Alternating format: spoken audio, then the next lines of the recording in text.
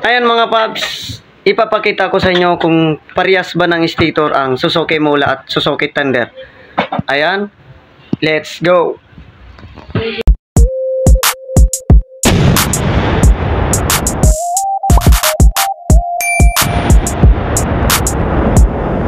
Ayan mga paps, dumating na ngayon order nating stator. Ayan, nakalagay, tingnan-check natin kung pang ano to. Ayan, nakalagay. So, buksan na lang natin, hindi ko makita. Saan ba? Ayan, tingnan natin ang stator to.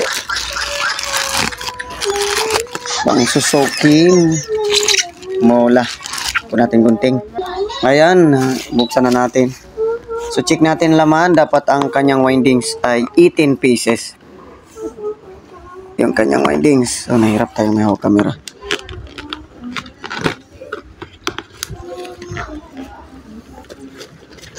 Ayan. Sana kasukat ng ating pinagtanggalan. Ayun. Ayam kasukat to. Ayan mga paps. Ang in-order ko kasi is pang Suzuki Thunder. Kasi pag same naman sila ng Suzuki Mola. Kasi ang problema, mayroong Suzuki Mola naman, sobrang mahal naman. Ay, Suzuki Thunder. Ngayon, check natin yung stock.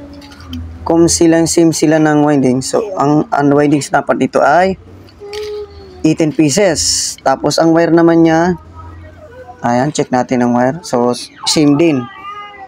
Tatlong yellow para sa AC supply.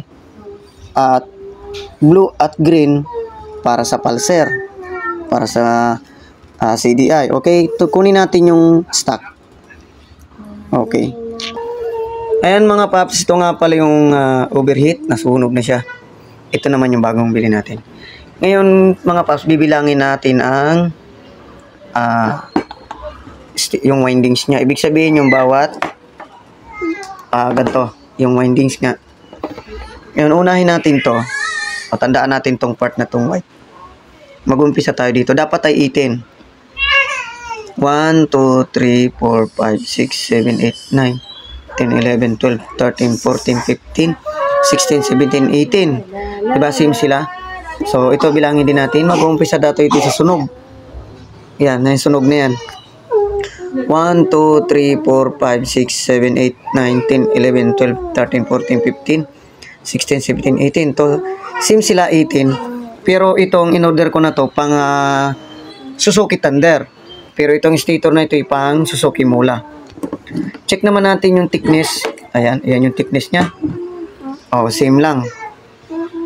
Ayan, same lang siya ng thickness. Ayan. Check naman natin yung butas. Ayan. Butas. Yung butas nito, yung tornilyo is tatlo. Isa, dalawa, tatlo. Ayan, check natin, patong natin to. So, same lang. Ayan o. Tingnan nyo. Doon dito sa stock. So, same lang siya. So, sukat na sukat to, mga paps. Ayan. Ito, Suzuki Mola. Kung i-check mo sa online, ang Suzuki Mola is 1,500 pesos. So, wala akong makitang yung kaya ng budget ko. So, Suzuki Thunder is the same sukat siya. Same size. Ayan. Suzuki Thunder na lang yung kinuha ko. Ayan. Mag-ano lang no to, nasa 500. Diba ang layo? 1K yung difference.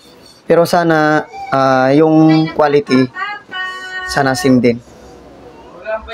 Suzuki Mola, Suzuki Thunder.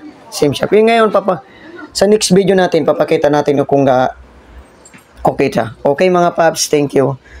Suzuki Mola, Suzuki Thunders is the same siya ng stator. Okay, thank you. Ayan mga paps, kung bago ka pa lang sa channel ko, huwag kalimutan mag-subscribe at pindutin ang notification bell para lagi ka pang update sa mga post ko, mga video. At sa mga gustong magtanong, comment lang po at sinasagot ko po lahat ng mga tanong. Ayan. Maraming salamat po mga paps and God bless you.